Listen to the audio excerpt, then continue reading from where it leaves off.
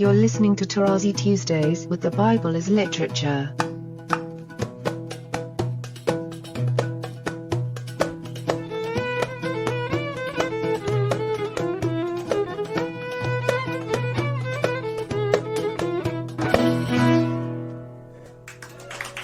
Hi, this is Father Mark Boulos. And this is Dr. Richard Benton. And you are listening to Tarazi Tuesdays with the Bible as Literature podcast. You know, Richard, we get excited and we start ripping individualism and challenging individualism and trying to debunk individualism and the ideology of the individual in our culture. And while that's interesting, I can't imagine it would be more interesting to listen to us talk about individualism than it will be today to hear Father Paul talk about the flock versus the sheep. Good morning, gentlemen. Morning, Father Paul. Good morning, good morning. So, Father Paul, flock and sheep.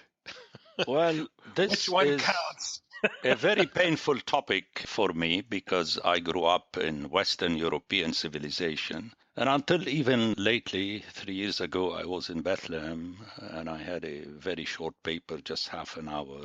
And a Dutch theologian went on a tirade of 5 minutes to insist that if the people were not there, then whom did God choose? So the assumption is always that there is something or someone there. And then God intervenes. And this is obviously the residue of nationalism, and we are there. Nationalism rose against the empires of Europe. Everybody asserts their individualism. I have no problem with that as a fact. Obviously, I know and I realize that. But the trouble is that this is not the biblical approach. And you heard me so many times saying, the question is, what is the Bible saying? Without the about God, about the sheep. Once you have pronounced that word, its existence is already in your mind before you have heard Scripture. So you're asking Scripture to tell you about you. That's why I like students whose names do not exist in the Bible. You were not there. And for me, it's an ABC, and that's the trouble in the discussion. For the European, it's ABC, what the European thinks, and what the Bible is saying is an ABC. It's a reality. Remember, in my book, I stressed the fact that the writers were talking about a real life in the Syrian desert, which is the life of the pastor with his flock, or flocks, if he was rich and had many flocks. How does this work? Let me begin again with an aside where you would recognize a student of mine just by asking them, what came first, the chicken or the egg? And if the student immediately, without thinking a split second, says, Father Paul would say, the chicken, the chicken. And this is how the Bible proceeds. Chapter 1. God does not create seeds out of which come the trees. He creates trees in which are seeds. Now people tell me, but there are no buts. That's the statement.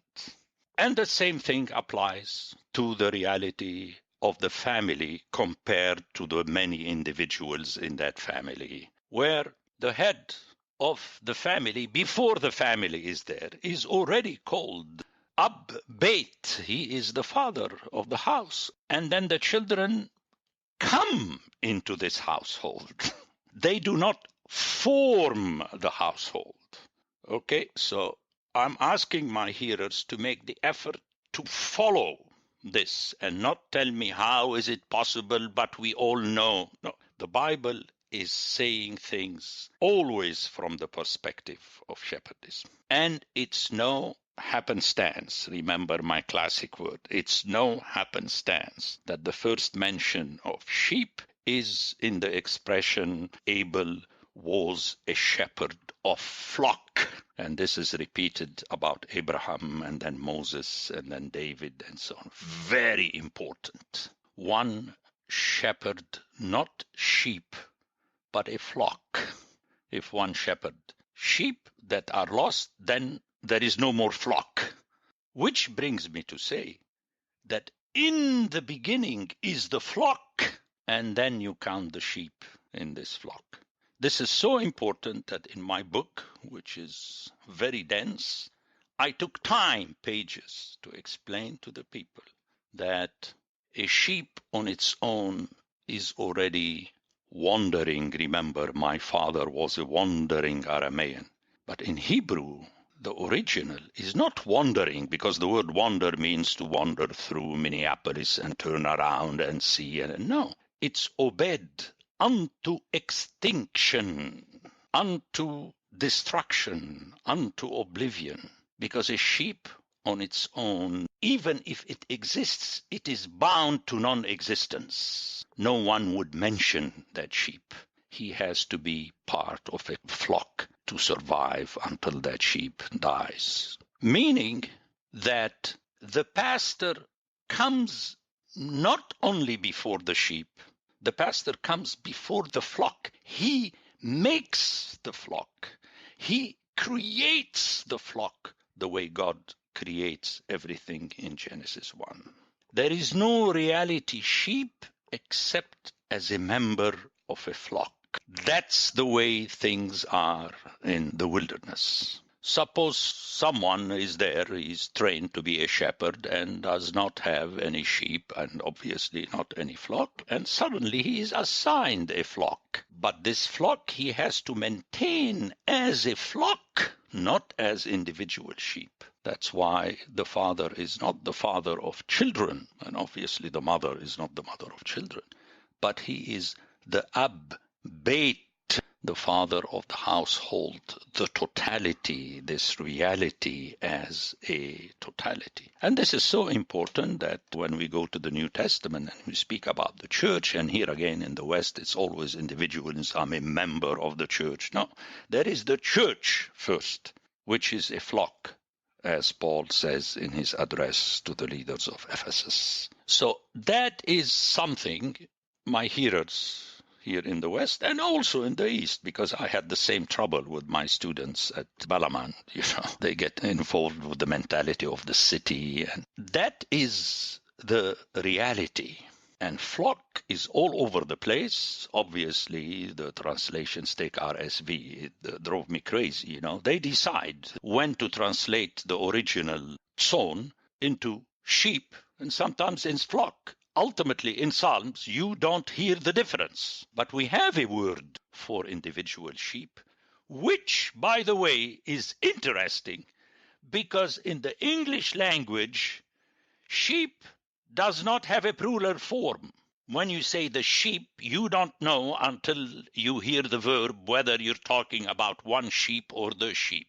Interesting. So my hearers, whose language is obviously English, please remember that. When you hear the sheep, you don't know until you hear the rest of the sentence. Whereas in Hebrew, we have a word, kebes, and even the feminine kipsa, and it's translated either he-lamb or she-lamb, and so on. So it's interesting that we have these words, and they are used whenever the author wants to use them. See in Isaiah 53, we have flock, sown, we have kebes, and we have even ewe, Rachel, which is a ewe, very important, but I don't want for the time being to go in this aside unless it is brought up. Let me continue on the path of the flock and the sheep. There is no sheep, whether in the plural or the singular, except within that reality that is created by the shepherd, that is made as a reality where individual sheep can survive, which is the totality of the flock. The flock, that word, sown. And this is how the Bible proceeds, hence the importance of, which I mentioned on another podcast, but let's revisit because everything is interrelated. That is the difficulty with someone coming to Scripture. One cannot say, I want to write a paper about womanhood. First of all, in the Bible, there are no hoods nor ships. There is a text, and here in the text, a woman does not become mother until she brings forth a living baby. Then she becomes the mother of, and I discussed this, we can take another podcast if you want, it's so important, the mother of someone. So the priority lies in the reality of the matter, not how we imagine it. And again, I hit always at Plato. I mean, he really made the people believe that they exist. I mean, when you exist eternally, then your mother and father do not produce you. They produce you as a human being. But you exist already before. And that's why the fathers of the church got in trouble and got us in trouble in discussing what happens at the conception is the first being. When does the soul that already exists meet the body? I mean, it's more than ridiculous. In my book, it's disgusting. You're not taking into consideration the reality of the matter. So one has to make this effort. Otherwise, one will be in trouble, and we all are when we get to not only the Old Testament, also the New Testament, actually more so the New Testament, where you have the total authority of the parent, the father. I mean, all you have to do is to hear twice the letters of Paul. But that is very important because it explains to us that Paul ultimately is not hitting on the women and the children and the slaves. That's easy to hit them. He hits on the boss and he addresses the pateres. And you fathers, remember that you have one father, and you lords, remember that you have a Lord. So what Paul does at this point, he makes the boss, the pastor, under the authority of the one pastor. To understand that, one again has to appeal to shepherdism. As in all societies, you have a double level of being a shepherd. You could be a shepherd who is the owner of the flock, and a shepherd who's not the owner. Let me go directly to the Roman family. Well, you have the pater familias and you have the economos. The economos is the boss, practically. But he has a boss. And an owner of many flocks could assign different shepherds to take care of the individual flocks. But remember what is happening here. Those assignees are shepherds. And then if you have someone who is poorer and he himself is the shepherd of his flock, then he is the owner and the shepherd. So we have to be very careful here and not bring this ownership to differentiate functionally. In other words, the pater familias is the boss of the economos. But functionally, he is no more shepherd than the economos is shepherd in his absence. They both function in the same way. And that is the greatness of the epistle of Paul, the pastoral epistles, where he calls the bishop as dealing with the household of God. And then he has to shepherd them, not as his own household. He trains himself in his household, but when he is shepherding the flock of God. Reread the address of Paul to the leaders of the church of Ephesus. And this is how one has to proceed in understanding that there is no place for individualism, even mentally. What I'm trying to say that if you speak with people living in the wilderness, they will understand readily. They will have no problem. They will say, why are you stressing all that? We all know that an individual sheep exists as a member of a flock. The flock is not a gathering of sheep. Can you imagine? There are 100 sheep without a shepherd in the wilderness. They are gone, and thus they do not exist. You know how it is. It is as though they have never existed. We're not arguing whether someone took a picture of them, because I can show you that this picture was taken 48 hours ago. Where is this reality? So in the beginning is, how shall I say, the flock as a reality. And within the flock as a reality, the individual sheep, or if you like, sheeps, are a reality. And thus creating and choosing in the case of God, are equal. God posits the reality of Israel. He does not gather 24 of Jews that were already there and he makes them his people. But this is how we like to think, especially the Christians, because they came later and they want to say that somehow we were in the mind of God since eternity. You know how the Presbyterians after John Calvin misconstrue the text about God already choosing and predestination, and they get in trouble. And, it's non-ending. It's non-ending. And you can have symposia on that. It's nice as symposia, but it doesn't help me in my effort to understand what Scripture is saying. And this comes really to the highest level. It comes to my mind because I'm working on it. I'm preparing a commentary on Ephesians, where really you have the ecclesia as the reality in which God is interested. And in Ephesus, more than any other letter, it is put on the level of the empire. It is as though God is an emperor, not a pater familias only. And this is where the theologians misconstrue that, especially the Orthodox, where they go in the one holy Catholic, the total church, the ecumenical church, the imperial church. No, it's just a projection of the reality of the Roman house into the empire.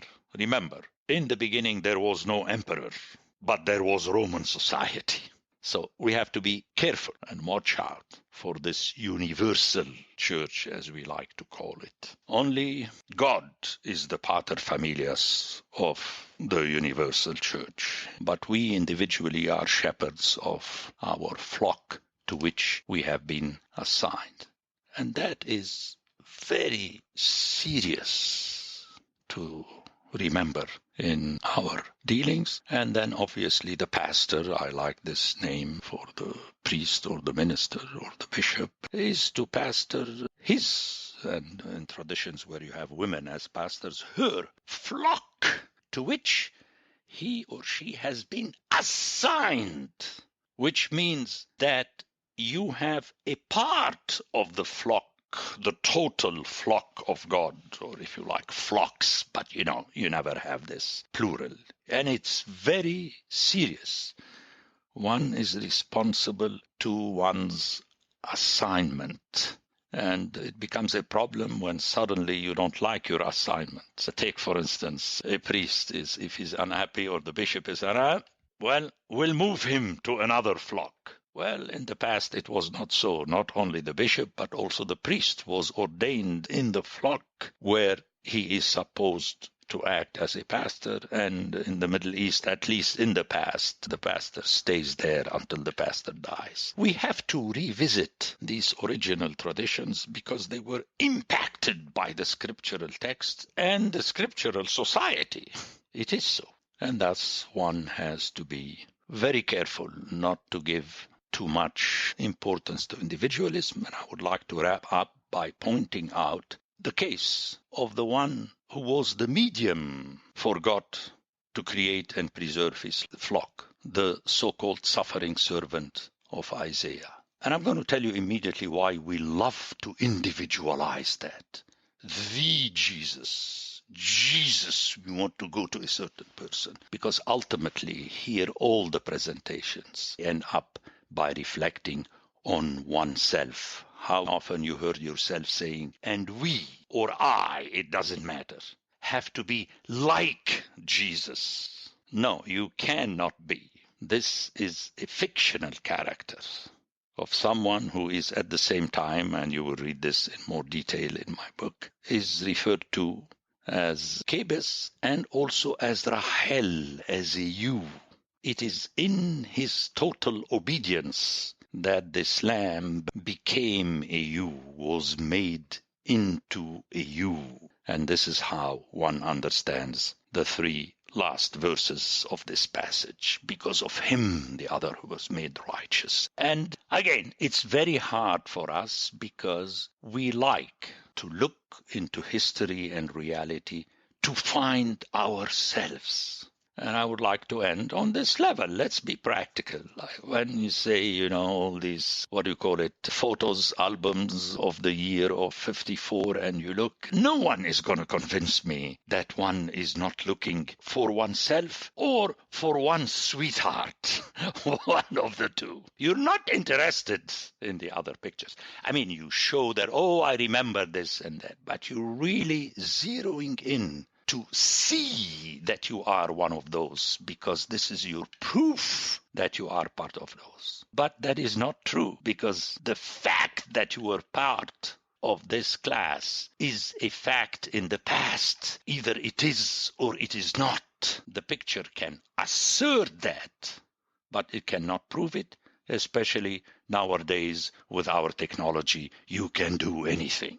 So let's try to make the effort. I don't want to go more into the pastoral importance of that, because I want to keep it on that technical level.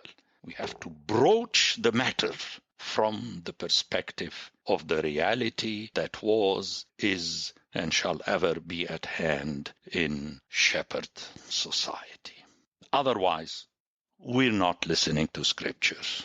We are just looking for texts to assert our individualism. The passage that comes to mind right away from John, where Jesus talks about the voice of the shepherd and the sheep recognizing the voice of the shepherd, how does that image of the voice fit in with this creation of the flock as you describe it? It's an essential part. Obviously, that text is on my mind. It's a central part of my book. When you go to the Middle East, I remember Archbishop Benjamin of the West of the OCA always introduces me as someone who explained to him that the shepherd in the Bible is not a Scottish shepherd because he is Scot.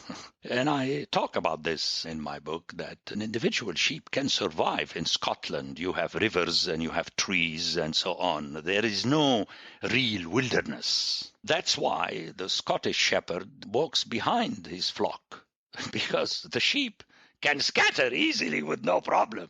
But go to the Middle East. Until now, this is one of the things I do when I have visitors. I take them on a trip in the mountains, and Lebanon is not a full wilderness, but you can see it in the small wildernesses of the mountains, where the shepherd goes ahead of the sheep, exactly as it is mentioned in John.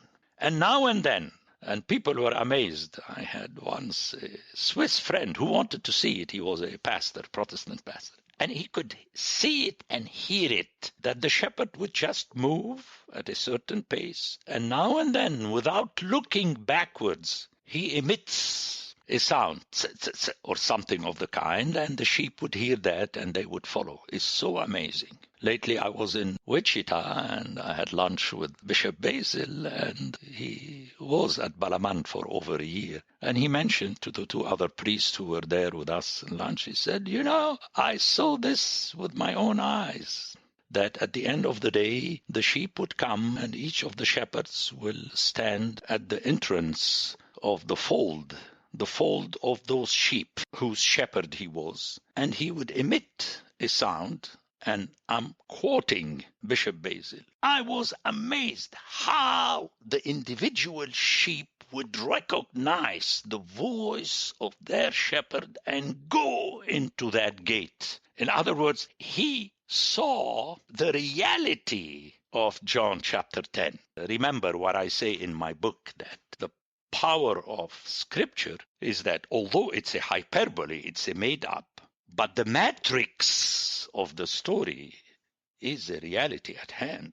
It's Plato who made up the soul, not the writers of the Bible that made up this understanding of the flock. That would be my answer to your question. It is so hard to explain to European. That's why I stress the background of the ancient Near East and the Old Testament and the Roman society background in the New Testament. It's of the essence. One has to explain it to the people. You have a big group of sheep, and each shepherd can call its own sheep, and that's when the sheep will separate into their respective flocks. So which flock you belong to is defined by which voice you listen to. Exactly. It is divined by the voice. And here I took a long time, and I would wish my hearers would read my commentary on Jeremiah. He is the one who stresses in a unique way. He parallels the law with God's voice. Remember that disturbing passage of Jeremiah chapter 7. In the wilderness, I did not ask you to obey this and that commandment. Immediate reaction is to say, what is he talking about? He did for 4 full books. But then the text continues. I asked you to obey my voice. So it's not the commandment. It is the commandment out of the mouth of God. One has to be very careful. Remember, I was brought up in the Catholic tradition at school, and the Catholic Church, at least traditionally, had these 2 sets of commandments. The commandments of God, the 10, and the 7 commandments of the Church. Now, I know the Orthodox and the Protestants laugh and make fun of that, as though themselves they do not have a set of commandments for themselves. Whether you call them so or not, it doesn't matter. What matters is that you are creating another reality. There is God's church, and then your church as God's church. And that is scripture. It is not allowed. If it is allowed, then God would not be able to realize what he said to realize in Isaiah 53. And that's in Paul. The important is not so much the teacher, but the teaching. Remember what he says to Timothy. By continuing the teaching, you save yourself and your flock. But again, you see how we have an avalanche of texts that come to mind when we begin from the reality of the scriptural text. And I'm very appreciative of the fact that your question was taken from a passage in scripture. And not, as I hear people, oh, I remember when I grew up in Kansas and I used to, it's not going to help me. Kansas is not the Syrian wilderness. And that's the way it is. We have, and I appeal to this reality, my students know that. Perhaps the simplest way to make this reality real in the mind of the hearers in the West is to speak about a classroom. Actually, in the original meaning, here again, not my classroom and your classroom. Class, you know how teacher addresses either students, sheep, or class, the totality. But it does not mean the totality the way we would want it to be, especially if we were absent. When I grew up, the teacher takes absences, but he doesn't wait for a vote. Is the class here? No. The class is here if there is only one student and he is in the class. If there is no one, then there is no class. But 1, 2, 12, 24 does not make a difference, meaning that it is the teacher that makes the class. Can you imagine if all 40 students are there and the teacher is not there? Well, I know. In the West, people love to philosophize, as I used to do when I was a teenager, and my mother would tell me, stop philosophizing, Nadim. But the class is here. Where is the teacher? I mean, the people in the old East would be cracking with laughter. What do you mean the class is here? The class is bound. It's a reality that is bound to the teacher. It's a topic really central. I know my hearers were waiting for me to say, of the essence. But I hate the word essence. It is axial, central. It is the shepherd that makes the flock. It is the teacher that makes the class. Now, perhaps you and Richard should take an aside on your podcast, the teacher and the class and the students, and parallel these with the shepherd, the flock, the sheep. And you have it in its technicality, not as some students wish it to be. Technically, even the language forces you to say when you are absent. You don't say the class did not take place. You say I was absent from the class. You see how language is very important because it is what it is. You speak out of a reality. And then great authors create new words, expressions, because they create new realities. But we like writers. Writers are like philosophers, except for the scriptural writers, in my view, obviously. Okay, there is a reality you speak out of. So hopefully the hearers will have captured the entire message. In other words, they need to make the effort to be formatted, not to judge this presentation. They could judge it later when they are more knowledgeable of Scripture. But for the time being, make the effort to be formatted. The more people project their imaginary existence into the individual sheep, the more lost they are in the sense of the biblical metaphor, the lost sheep. Exactly. If one has to choose, I used to choose other texts, but after I wrote this book, one should keep in mind, my father was an Aramean unto extinction. Not your first cousin, your father. Had he died before finding his sweetheart, you, the speaker, would not have been. It parallels totally the story of humanity with the flood. Had the flood not been rescinded by God, you and I would not have been talking today. Can you imagine that this is the basis of the statement of trust in God that is asked? You have to say, my father was an Aramean unto extinction. And that cannot work except against the background of sheep and flock in the Syrian wilderness. I feel a bumper sticker coming on, Father Paul. Yeah, and remember, you may not say, well, let's make it more up to date. The West drives me crazy with this up to date. This, my friends, for us Minnesotans would sound, my father was a wandering Minnesotan. No, it does not work. It has to be Aramean. That's why Paul forced the Corinthians to become part of the story of Israel, and in this sense part of Israel in 1 Corinthians 10 to tell them that they were as harlots as was described in the Bible. Well, in 2017, Father, you can ask the person in the passenger seat to look up Aramean on Google. So, Okay.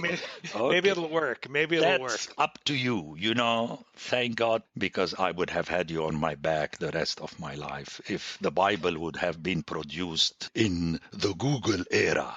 Thank God it was not.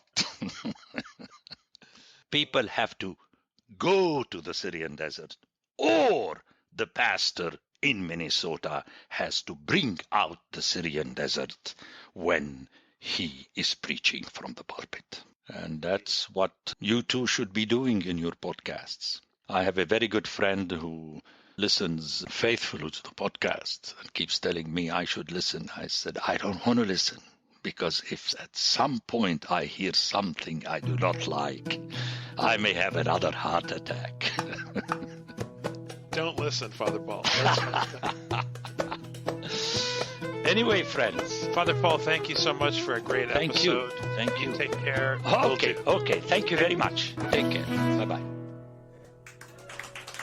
The Bible as Literature is a production of the Ephesus School Network.